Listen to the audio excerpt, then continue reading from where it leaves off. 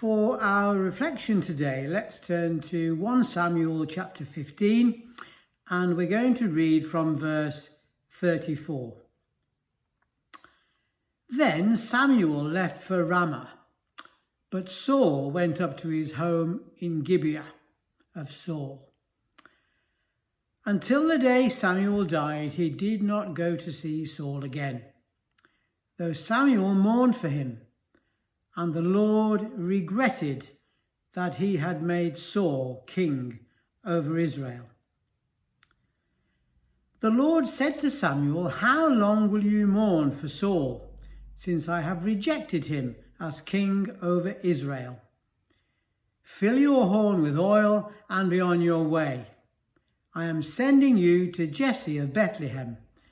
I have chosen one of his sons to be king." But Samuel said, "How can I go?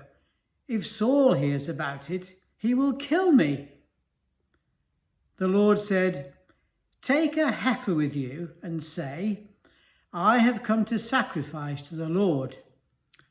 Invite Jesse to the sacrifice, and I will show you what to do. You are to anoint for me the one I indicate." Samuel did what the Lord said. When he arrived at Bethlehem, the elders of the town trembled when they met him. They asked, "Do you come in peace?" Samuel replied, "Yes, in peace. I have come to sacrifice to the Lord. Consecrate yourselves and come to the sacrifice with me."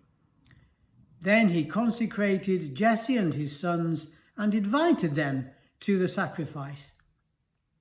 When they arrived, Samuel saw Eliab and thought, "Surely the Lord's anointed stands here before the Lord."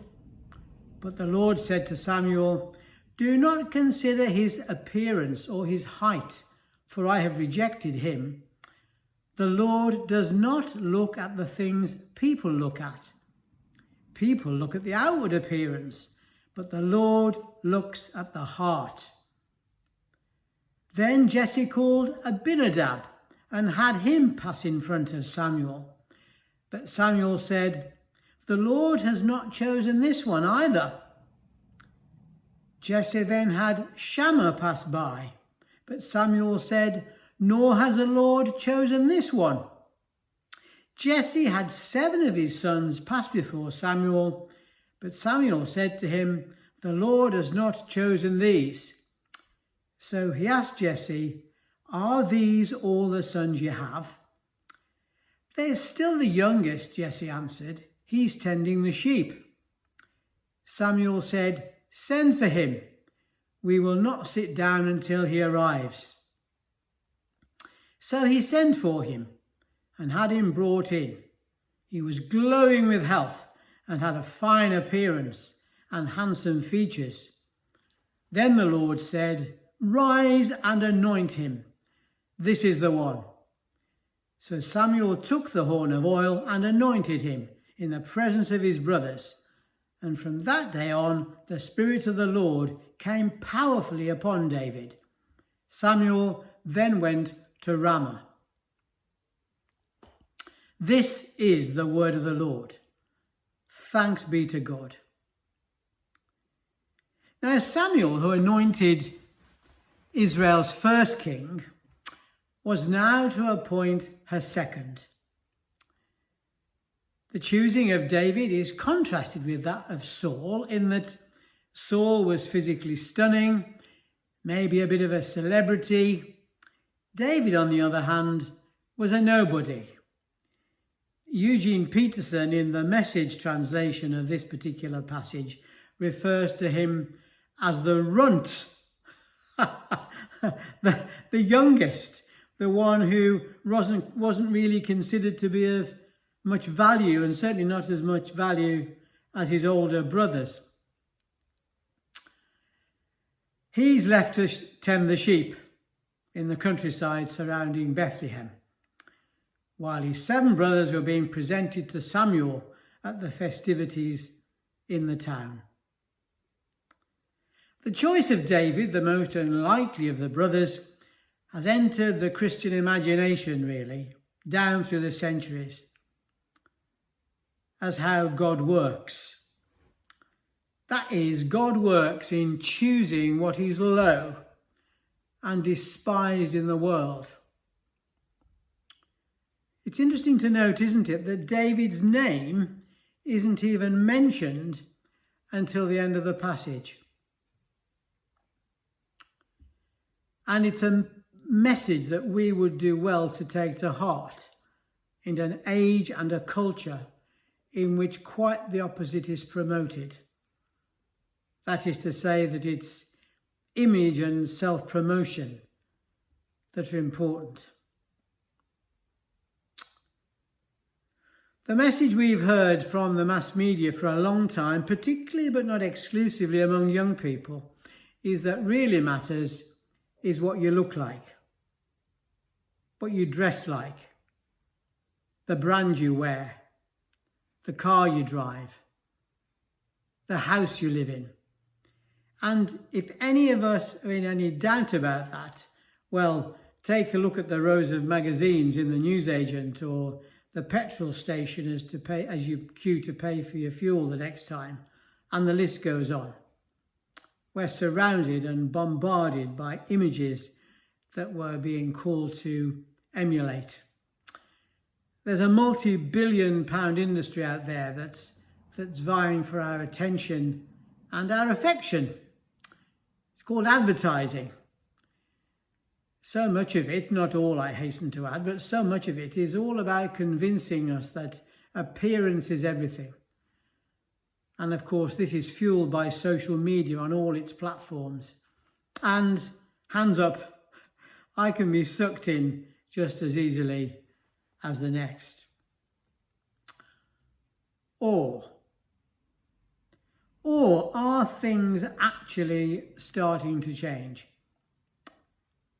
Has one of the effects of lockdown been that people are starting to see things very differently? Comparing ourselves with one another is a trap. We all know that, and it's so easily done, and it's a trap we can easily all fall into. And yet, since March last year, that comparison has not been quite so easy to make, because we've simply not seen the people that we might often compare ourselves to. Also, it's been acknowledged, incidentally, that the comparison trap has been a major factor in the rise of mental health issues for people in recent times. Why can't I be more like him? Why can't I be more like her or them? I wonder if the grip of that particular trap on us is beginning to loosen a little. And now back to David, a young lad doing a humble task.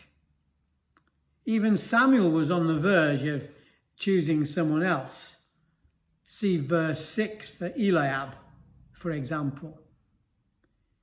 It appears that the Israelites expected their leaders to have an impressive physique and good looks. See verses 7 and 12. Wiser Israelites, however, would have looked more for the inner qualities.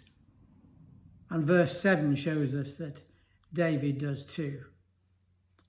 And of course, to David's inner qualities, God adds something else, as we read in verse 13, the power of his Spirit. But into this context, what's the kingdom value that has something to say? And I want to suggest to you that it's tucked away there in the middle of the passage in verse 7, where we read this. The Lord does not look at the things people look at. People look at the outward appearance, but the Lord looks at the heart. At the recent Something to Talk About Textiles and Flowers exhibition in this benefice of the West Worcester Beacon, there were some incredible and spectacular displays of skills, artistry, and creativity. What we saw, however, was not simply thrown together in a few days or weeks. It is the result of many years of practice, trial and error, doing and redoing, just like any process of growth and creativity. I was chatting to Ingalls Thompson in the refreshment tent at one point. Many of you will know that Ingalls is a very gifted artist, and he said that when he is asked how much time it takes to produce one of his portraits, his response tends to be, about 45 years and still counting. And I'm sure also that Christine and Frida would echo those sentiments about the textiles and the flowers. We don't know exactly how old David was when he was anointed by Samuel, but God had been preparing him and his heart all his life for that moment. And God has been preparing each of us all our lives for whatever it is we might find ourselves doing today, and for the contribution that he might be calling us to make in the life of our church as we move forward. In our culture, heart has become a soft word. It refers to what we might call the sentimental life. We think of the heart as the warm place where the emotions are located, in contrast to the intellect where our thoughts are.